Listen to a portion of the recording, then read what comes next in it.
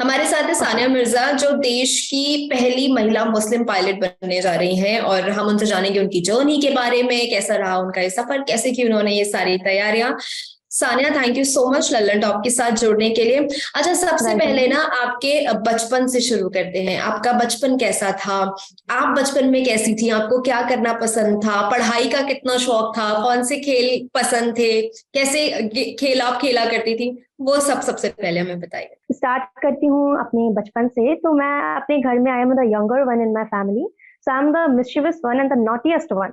मैं बहुत शरारती रही हूँ अपने घर में, और मुझे बढ़ावा मेरे ही पेरेंट्स और ब्रदर्स ने दिया है। और मेरी जो अर्ली एजुकेशन है, मैं गांव से है, तो मैंने गांव के गेम्स ज्यादा खेले हैं। मुझे बैडमिंटन खेलना पसंद है और मैं खेलती भी हूँ। चेस भी खेलना पसंद है, भाइयों के साथ मैं चेस खेला करती हूँ। और ज्यादातर मेरा जो रुझान रहा है, इंटरेस्ट रहा है, वो स्टडीज में रहा है। मेरा फेवरेट सब्जेक्ट मैथमेटिक्स है। तो वहाँ पे मैं ज्यादा लग। आप कितने साल की हैं? मैम, मैं 17 ईयर 7 मंथ ओल्ड हूँ। अच्छा, मतलब आप 17 साल की हैं, और आपने ये फाइटर पायलट बनने का सपना किस उम्र से देखना शुरू किया? मतलब आपको कब लगा कि हाँ, मुझे फाइटर पायलट बनना है, या आपको कैसे पता चला इस एक करियर ऑप्शन के बारे में? क्योंकि जैसा कि आपने बताया कि आपका जो शुरुआती दिन थे बचपन के और स्कूल के, वो गांव में बीते हैं।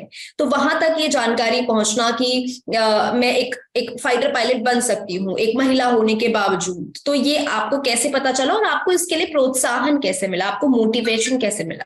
एक्चुअली मेरे को हमेशा से बचपन से इंजीनियरिंग करनी थी, इंजीनियरिंग फील्ड में जानना था। जब मैं 11th में गई तो मैंने पहली बार देखा कि फ्लाइट लेफ्टिनेंट अवनी चतुर्वेदी हमारे कंट्री की पहली फाइटर पायलट है, फीमेल फाइटर पायलट है।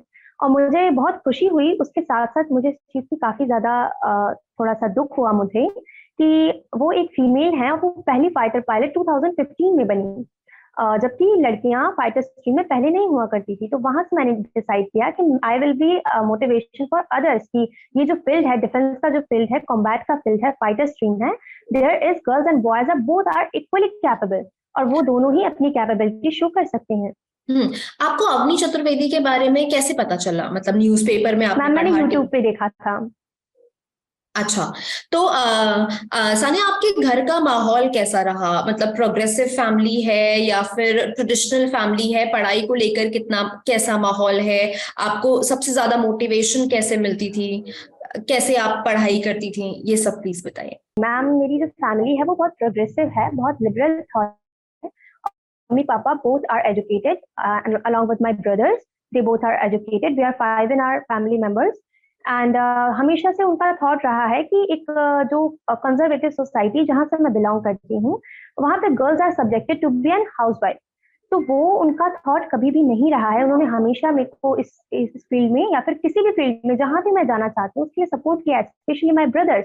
वो हमेशा चाहते थे कि मैं सेल्फ इंडिपेंडेंट हूँ और अपनी कैपेबिलिटी से गर्ल्स कम्युनिटी के लिए इंस्पिरेशन बनूं। तो मेरी फैमिली हमेशा से प्रोग्रेसिव रही है। तो आपके कितने भाई बहन हैं सानिया, और आपके भाई क्या करते हैं, और वो क्या पढ़ाई कर रहे हैं?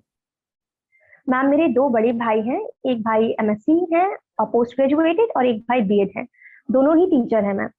अच्छा, आपने अपनी शुरुआती पढ़ाई गांव से की और उसके बाद आप शहर आ गई थी। तो आपने जब गांव जी से आप पढ़ाई कर रही थी, तो आप हिंदी मीडियम में पढ़ाई करती थी या इंग्लिश मीडियम में? मैम, मैंने up to 12th Hindi medium UP board से की है।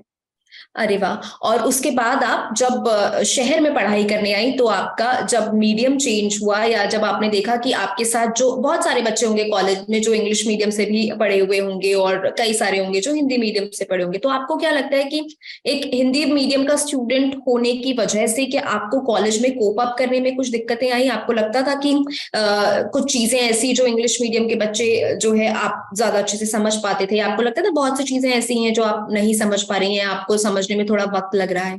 ऐसी कुछ सिचुएशन आई मैम, कभी? मुझे हमेशा एक चीज लगी है कि इंग्लिश को जो आज की जनरेशन है उसको जस्ट अ लैंग्वेज लेना चाहिए, because English is just a language. ये कोई फैक्टर डिसाइडिंग, सॉरी, ये कोई आपका फ्यूचर या करियर डिसाइडिंग फैक्टर नहीं है जो केसेस पे हम जज करने लगते हैं। एक मिथ है सभी इंटरव्यू को लेकर के, बिकॉज ये इंटरव्यू इंग्लिश में कंडक्ट होती है, तो बहुत ज्यादा लोगों का ये कहना है कि ये इंटरव्यू जिनके आईसीएससी बोर्ड बैकग्राउंड है या सीबीएसई बोर्ड बैकग्राउंड है वो बहुत अच्छे से क्लियर कर पाते हैं। मैं इस चीज हम्म। से थोड़ा सा डिनाई करती हूँ। ऐसा नहीं है, इंग्लिश एक लैंग्वेज है जो एक यूपी बोर्ड का बच्चा भी कर सकता है। Sometimes it is a financial status and sometimes एक बच्चे की चॉइस भी हो सकती है यूपी बोर्ड से पढ़ना। तो हमें उस बेसिस पे कभी उसकी कैपेबिलिटी पे डाउट नहीं करना चाहिए। तो ऐसा कुछ नहीं है, English is just a language, आप उसको सीख जाएंगे तो उस पर कमांड करने लग जाएंगे, उसमें ऐसा कुछ नहीं है। तो बोर्ड मैटर नहीं करता मैम। अच्छा, तो आप जब पढ़ाई कर रही थी, जब आप अपने गांव में थी, आपने तो एक लंबा सफर तय कर लिया, आपने तो एक मुकाम हासिल कर लिया। आज उस गांव में जो 5 साल की बच्ची है, जो सानिया बनना चाहती है, और अगर आप आज उस गांव के सफर को देखें, आपको लगता है कि वो सफर अब कितना मुश्किल होगा या कुछ आसानी उसमें आई है? अब आपको क्या लगता है? मैम मुझे बिल्कुल ऐसा लगता है कि अब चीजें थोड़ी आसान हो गई हैं, बिकॉज एक आजकल ऑनलाइन एजुकेशन जब से इसको प्रमोट किया गया है, बच्चों को मोबाइल और इंटरनेट का एक्सेस हुआ है, जिससे हम कई सारी चीजों का जो है फ्री ऑफ कॉस्ट उसका प्रॉफिट ले सकते हैं। तो मुझे लगा है चीजों में ईज आई है, धीरे धीरे सोसाइटी भी अब लिबरल की साइड प्रोग्रेस कर रही है। तो बच्चों की स्टडी में, लड़कियों की स्टडीज में इससे काफी ईज हुई है, और लड़कियां अगर अपने डेडिकेशन, हार्ड वर्क से और एक क्लियर कट माइंडसेट से किसी अच्छे गोल को, एम को लेके उसमें स्ट्रगल करती हैं, तो मुझे नहीं लगता इसमें ज्यादा मुश्किल आएगी। अच्छा सानिया, आपके फादर, हमने पढ़ा था कि टीवी मैकेनिक है, और क्या मतलब उनका कोई इलेक्ट्रॉनिक शोरूम है या फिर कोई दुकान है, कैसे, मतलब क्या उनका काम है? और आपकी माता जी क्या करती हैं? मैम मेरे पापा इलेक्ट्रॉनिक के शॉप में as a LED TV technician है, अच्छा। और मेरी मम्मी एक हाउस वाइफ है। तो आपको पढ़ाई को लेकर इतनी प्रेरणा कौन देता था? मतलब क्या ये आपकी जिद थी कि नहीं मुझे पढ़ना है, गांव से बाहर निकलना है, कुछ अच्छा करना है, या पेरेंट्स की तरफ से मोटिवेशन मिलता था? कैसे आप जो है इतना आगे बढ़ पाए? मैम ये मेरा खुद का मोटिवेशन था। मैं अपनी जिस सोसाइटी से बिलोंग करती हूँ वो एक बहुत ही कंजर्वेटिव सोसाइटी है। Conservative in the sense where girls are subjected to get marry in a very early age. Like उन्होंने अपनी 12th कर ली या फिर अपने एजुकेशन ग्रेजुएशन कर ली, उसके बाद पेरेंट्स क्या करते हैं, बहुत सारा मनी जो है इसको एक्युमुलेट करते हैं और उस लड़की की मैरिज करा देते हैं अच्छे खासे डाउरी पे। तो इस चीज को लेकर के मैं ये चीजें देखती थी, मुझे बिल्कुल अच्छी नहीं लगती थी, क्योंकि अगर इन डाउरी के मनी को आप उसके एजुकेशन में, या फॉर एग्जाम्पल एमबीबीएस कराते हैं, बीटेक कराते हैं, लड़की इंजीनियर बनती है, टीचर बनती है, तो वो सेल्फ इंडिपेंडेंट हो जाती है। ना सिर्फ अपना बल्कि वो एक छोटी फैमिली का खर्चा भी उठा सकती है, एक लड़की इतनी कैपेबल होती है। तो इंस्टीड ऑफ दिस मैं एक इंस्पिरेशन होना चाहती थी लोगों के लिए कि हाँ, अगर उनकी लड़की है, इनकी लड़की ने ये कर दिया है, सेल्फ इंडिपेंडेंट हो गई है, तो हमारी बच्ची भी कर सकती है। सानिया, आपने ना बहुत सारे बैरियर तोड़े। सबसे पहला कि अंग्रेजी मीडियम से जो बच्चे पढ़े होते हैं वो ही एग्जाम्स क्रैक कर पाते हैं, ये एक बैरियर, अंग्रेजी का बैरियर, लड़की होने का बैरियर, छोटे गांव से, एक स्मॉल टाउन से होने का बैरियर। कितना मुश्किल था? या मान लीजिए पेरेंट्स तो सपोर्टिव होते हैं, लेकिन कई बार आसपास की सोसाइटी से उतना सपोर्ट नहीं मिल पाता है। कई बार पेरेंट्स को आसपास की सोसाइटी या फिर खुद के रिश्तेदार ये कहने लगते हैं कि अरे बेटी है, क्या पढ़ा के करोगे, तुम क्यों उसको बाहर शहर में पढ़ने भेज रहे हो, देखना पड़ता होगा। इस तरह की कई बातें बहुत सी लड़कियों को, स्पेशली जो स्मॉल टाउन से आती है, सुनने को मिलती है। आपका ये सफर कैसा रहा? मैम आप बिल्कुल ठीक कह रहे हो, आई एग्री विद दैट कि मैं भी कंजर्वेटिव सोसाइटी से हूँ, और ये चीजें बहुत ज्यादा नॉर्मल है कि हम जब चीजों को करते हैं या फिर अपने एजुकेशन करते हैं, बाहर निकलते हैं, सिटी में जाते हैं, हॉस्टल में अकेले रहते हैं, तो सोसाइटी जनरली ये कमेंट करती है कि लड़की है, ऐसे अकेले नहीं छोड़ना चाहिए, बिगड़ सकती है, and all and all. It is all about the parents. Parents को इन चीजों को माइंड नहीं करना चाहिए। Yes I agree with that, the security is the must. Parents को इंश्योर करना चाहिए कि लड़की की सिक्योरिटी है या नहीं, और अगर वो इंश्योर कर पाते हैं तो उसको एक अपॉर्चुनिटी देनी चाहिए। सोसाइटी की चीजों का, सोसाइटी हमारा खर्चा नहीं उठाती, हमारे एक्सपेंसेस नहीं उठाती, सोसाइटी हमको नहीं पढ़ाती, हमारे पेरेंट्स हमको पढ़ाते हैं। तो ये लायबिलिटी पेरेंट्स की बनती है कि वो इस चीज को माइंड ना करे, एक लड़की की सिक्योरिटी देखे और उसको अपॉर्चुनिटी दे equally to the boys.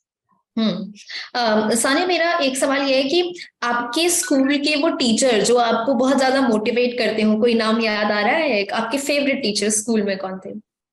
School में मेरे सर रहमान खान सर थे, केमिस्ट्री के। वो हमको बहुत ज्यादा परेशान किया करते थे स्टडीज को लेकर के, बट सिर्फ हमारे ही अच्छे के लिए, ताकि हम ज्यादा से ज्यादा कर पाए। तो उनको देख के मतलब वो है मेरे फेवरेट। अच्छा सानिया, आपने जब जब आप यूपीएससी के एग्जाम की तैयारी कर रही थी और ये सारी प्रिपरेशंस कर रही थी, तो किस तरीके से आपका शेड्यूल हुआ करता था? आपने कैसे ये प्रिपरेशन की? और आप, मतलब ऐसे होता है ना, बच्चे टाइम टेबल बनाते हैं कि इतना घंटा ये सब्जेक्ट, इतना घंटा ये सब्जेक्ट, और इस तरीके से आपका क्या शेड्यूल रहा करता था? आपने अपनी तैयारी कैसे की और कितने अटेम्प्ट के बाद आप इस एग्जाम को क्लियर कर पाई? मैम मेरा कोई टाइम टेबल नहीं था, लेकिन मेरा डेली का शेड्यूल हुआ करता था। लाइक मैं डिसाइड करती थी हर रोज कि मुझे आज पॉलिटी का ये सेक्शन खत्म करना है, मैथमेटिक्स का ये सेक्शन खत्म करना है, और फिर वो चाहे 1 बज जाए, रात को 2 बज जाए, मुझे उसको कंप्लीट करना है, क्योंकि ये मेरा डेली का शेड्यूल है, डेली का काम है, मुझे करना है इसको चाहे जैसे। तो इस तरह से मेरा कोई टाइम टेबल नहीं होता था, लेकिन पर डे का एक गोल होता था, छोटा छोटा गोल होता था कि इतनी चीजें कंप्लीट करनी है। और एनडीए 148 का जब सुप्रीम कोर्ट से डिसीजन आया था 1 महीने की शॉर्ट नोटिस पे, तो एनडीए 148 कोर्स के लिए मैं नहीं कर पाई थी, रिटन क्वालिफाई नहीं कर पाई थी। तो एनडीए 149 कोर्स के लिए मैंने रिटन क्वालिफाई किया एसएसबी, और फिर मेरी मेरिट आई है। ओके। अच्छा, आपने बताया कि आपके 2 भाई हैं और जी मैम। आपके भाइयों से आपको कैसा सपोर्ट मिला? क्योंकि मतलब वो भी बहुत इंपॉर्टेंट होता है कि आपके जो सिबलिंग्स हैं, आपके भाई बहन हैं, वो आपको सपोर्ट करें। वो कैसे आपको हेल्प किया करते थे इस सब में?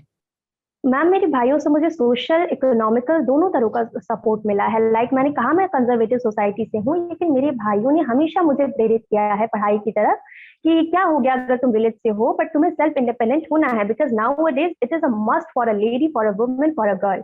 तो हमेशा सपोर्टिव रहे हैं उन्होंने, बचपन से मुझे गाइड किया है, अपने एक्सपीरियंस मुझे दिए हैं कि आप ऐसे मत करो, ऐसे करो, ये चीज आपके लिए ठीक है, ये चीज सही नहीं है। तो I am thankful to my brothers, हमेशा से सपोर्टिव रहे हैं, बड़े हैं, and they are blessed with very good teaching skills जो मैं इनसे सीखती हूँ, और बहुत अच्छा लगता है। Ma'am always supportive. सानिया, एक मैसेज उन लड़कियों को अगर आप देना चाहें जो कुछ करना चाहती हैं, कुछ बनना चाहती हैं, और मतलब ऑब्वियसली बहुत बड़ी बात है, ये एक बहुत ही प्राउड मोमेंट है हम सबके लिए, आपके लिए, आपकी फैमिली के लिए, कि आप देश की पहली मुस्लिम महिला फाइटर बनने जा रही हैं। तो आप उन लड़कियों को क्या मैसेज देना चाहती हैं जो अपने लिए कुछ करना चाह रही हैं, जो अपने करियर के लिए कुछ करना चाह रही हैं और शायद किन्हीं वजहों से आगे नहीं बढ़ पा रही हैं? सो गर्ल कम्युनिटी को मेरा एक ही मैसेज रहेगा कि study is the must, struggle is the must, hard work is the must. वो उससे आप नहीं भाग सकते हो, वो आपको करना है। आप डेडिकेट रहोगे उस चीज को लेकर के, आपका माइंड सेट क्लियर कट होगा तो आप कर पाओगे। और अगर आपके पेरेंट्स सपोर्टिव है, आप थोड़ा एफर्ट डालो। Girls are required to put more effort than boys, आपको थोड़ा सा एफर्ट ज्यादा डालना होगा, बट आप कर सकते हो। एक बार जब ये चीज स्टैब्लिश हो जाएगी कि हाँ यू कैन डू, आप कर सकते हो, लड़कियां इज इक्वली, लाइक मैंने बोला ना फाइटर स्ट्रीम में लड़कियां नहीं है, बट जब लड़कियां खुद को प्रूव करेंगी, एक से एक मिशन ऑपरेशंस में अच्छी अच्छी चीजें अचीव करेंगी, तो ये चीजें बहुत ही ज्यादा आसान होने वाली है आने वाली यूथ के लिए।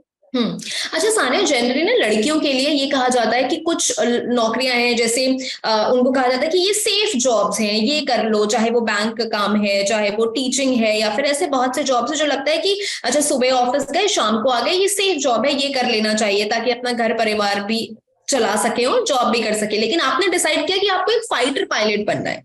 तो आपके फैमिली का रिएक्शन कैसा था जब आपने बताया उन्हें कि आपको फाइटर पायलट बनना है? क्या उन्होंने आपको कहा कि अरे बेटा, मतलब कुछ ऐसा जॉब देख लो जिसमें तुम हमारे पास भी रह सको, घर पर भी रह सको, सेफ भी रह सको, इस तरह की बातें उन्होंने की कुछ? मैम बस यही मिथ मैं तोड़ना चाहती हूँ। जैसा आपने कहा कि लड़कियां सेफ सिक्योर, ऐसा हम क्यों सोचते हैं?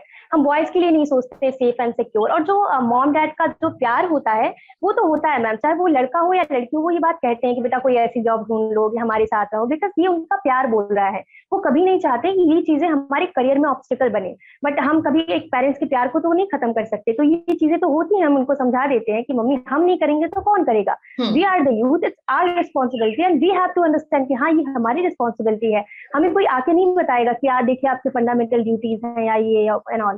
तो ये हमें समझना चाहिए। तो रिएक्शन पेरेंट्स का होता है, लेकिन जैसा मैंने बोला ये कभी एक ऑब्स्टिकल नहीं बनता किसी के करियर में। और अगर मैम हम सब ये सोचना स्टार्ट कर दें तो फिर कौन जाएगा? आपसे भी कहा ऐसा? आपने कैसे समझाया मम्मी पापा को कि नहीं मम्मी? मैंने कहा mummy it is the proud moment, I am a girl. तो अगर मैं ऐसा करती हूँ, फाइटर स्ट्रीम में मैं कुछ करती हूँ, आप सोचो मैं अगर फॉर सपोज परमवीर चक्र, महावीर चक्र, इन सब में नाम बनाती हूँ, तो आप सोचो मैं कितनी सारी लड़कियों के लिए मोटिवेशन हो जाऊंगी। फाइटर्स में हो गया, कॉम्बैट हो गया, हर जगह गर्ल्स आर इक्वली कैपेबल, मैं इतना इंस्पिरेशन का सोर्स हो जाऊंगी। तो मम्मा का वो प्यार ही था, बट मैंने उनको जब टेक्निकली समझाया तो उनको समझ आई कि yes she is right. Thank you so much Sania, हमारे साथ जुड़ने के लिए, हमसे बात करने के लिए। Thank you so much. Okay bye. Thank you so much ma'am, bye.